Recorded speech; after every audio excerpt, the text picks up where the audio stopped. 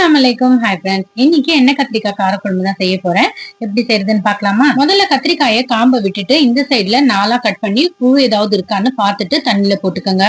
நான் இன்னைக்கு தேங்காய் இல்லாம தான் செய்ய போறேன். வெங்காயம் 4, தக்காளி 4, ஒரு பெரிய பூண்டு, ஜீரகம், வெந்தயம், மிளகு, சோம்பு இது எல்லாமே வெறும் கடாயில வறுத்துட்டு 1 ஸ்பூன் சேர்த்து மிக்சியில அரைச்சுக்குங்க. நான் இன்னைக்கு நல்லெண்ணெயில தான் செய்ய போறேன். எந்த காரக்குழம்பு இருந்தாலும் நல்லெண்ணெயில செஞ்சா குழம்பும் நல்லா இருக்கும். கடாயில எண்ணெய் போட்டு கட் பண்ண கத்திரிக்காயும் போட்டு வதக்கிட்டு லைட்டா கலர் மாறினதும் எடுத்து வச்சுட்டு அதே எண்ணெயில கடுகு, ஜீரகம், வெந்தயம், காஞ்ச மிளகாய் 2 போட்டு ஒரு வெங்காயம் பொடிசா கட் பண்ணது சேர்த்து தேவையான அளவு உப்பு சேர்த்து நல்லா வதக்கி விடுங்க. மஞ்சள் தூள், மிளகாய் தூள் 1 ஸ்பூன், தனியா தூள் 1 ஸ்பூன், குழம்பு மிளகாய் தூள் 2 ஸ்பூன் போட்டு மிக்ஸ் பண்ணிட்டு அரைச்ச வெங்காயம் தக்காளி பேஸ்ட் போட்டு தேவையான அளவு தண்ணியும் சேர்த்துக்குங்க. இப்ப வதக்கி வச்ச கத்திரிக்காயும் போட்டுக்குங்க. கருவேப்பிலை போட்டுட்டு கொஞ்ச நேரம் கழிச்சு புளி சேர்த்துட்டு நல்லா கொதிக்க விடுங்க. கொத்தமல்லி தூவிட்டீங்கன்னா சூப்பரான எண்ணெய் கத்திரிக்காய் காரக்குழம்பு ready.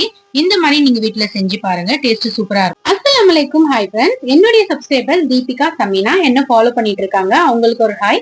Hi Deepika, hi Sameena, எப்படி இருக்கீங்க? டெய்லியும் காலையில என்ன சமைக்கிறதுன்னு யோசிக்கிறதே ரொம்ப பெரிய வேலையாயிடுது. அதனால இன்னைக்கு குழம்பு எதுவும் வைக்காம வெஜ் பிரியாணி செஞ்சுட்டேன். ஒரே வேலையா முடிஞ்சிடும். அதனாலதான் இந்த மாதிரி செஞ்சு தந்தாலும் பசங்க விரும்பி சாப்பிடுறாங்க. குழம்புன்னா கொஞ்சம் பிடிக்காம சாப்பிடுவாங்க. அதனாலயும் வெஜ் பிரியாணி செஞ்சுட்டேன். நான் பீன்ஸ், கேரட், பட்டாணி, உருளைக்கிழங்கு போட்டிருக்கேன். பொரியல் மாதிரி செஞ்சா சாப்பிடறதே இல்ல. இந்த மாதிரி செஞ்சா சாப்பாடுல சேர்த்து வச்சு சாப்பிடுறாங்க. ஜோர் படிச்சு முடிச்சுட்டு பசங்களுக்கும் வெஜ் பிரியாணி போட்டு கொடுத்துட்டு நானும் சாப்பிட்டு முடிச்சுட்டு ஈவினிங் நல்ல மழை. இந்த மழையில ஐஸ்கிரீம் சாப்பிட்டா நல்லா இருக்கும்னு தோணுச்சு. அதனால நானும் பசங்க போய் ஐஸ்கிரீம் சாப்பிடறதுக்கு போயிட்டோம். சென்னை அகரம் 70 ஃபீட் ரோட்ல போதினி பார்ட்டி ஹால் ஆப்போசிட்ல இருக்கிற ஹேவ் மோர் ஐஸ்கிரீம் கடைக்கு தான் வந்திருக்கேன்.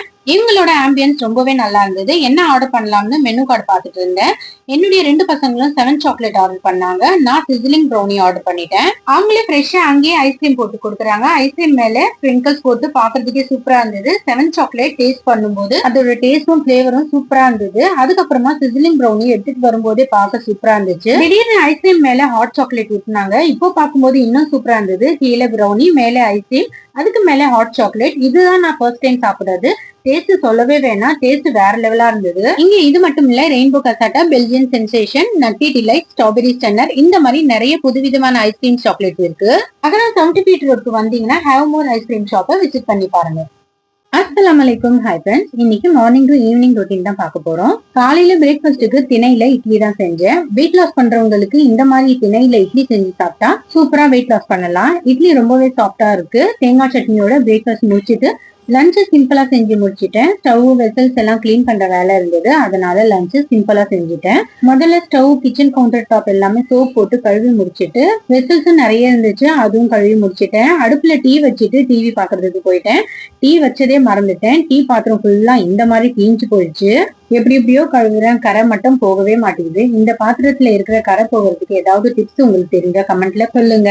ஈவினிங் மார்க்கெட் போயிட்டு வந்தேன். ஸ்கூல் வேற ஓபன் ஆக போகுது. அதனால வீட்டுல வெஜிடபிள்ஸ் இருந்துச்சுன்னா காலையில இருந்துச்சு சமைக்கிறதுக்கு ஈஸியா இருக்கும். ஈவினிங் டைம்ல மார்க்கெட் போனா காயெல்லாம் கவர்ல போட்டு விற்பாங்க. ஒரு கவர் 10 ரூபாய் தான், ஒர்த்து தான் சொல்லுவேன் நானு. எல்லா காயும் ஃப்ரிட்ஜ்ல எடுத்து வச்சுட்டு நைட்டுக்கு சிக்கன் போட்டு மேக்ரோனி தான் செஞ்சேன். மேக்ரோனில தயிர் போட்டு செஞ்சேன். டேஸ்ட் ரொம்பவே சூப்பரா இருந்தது.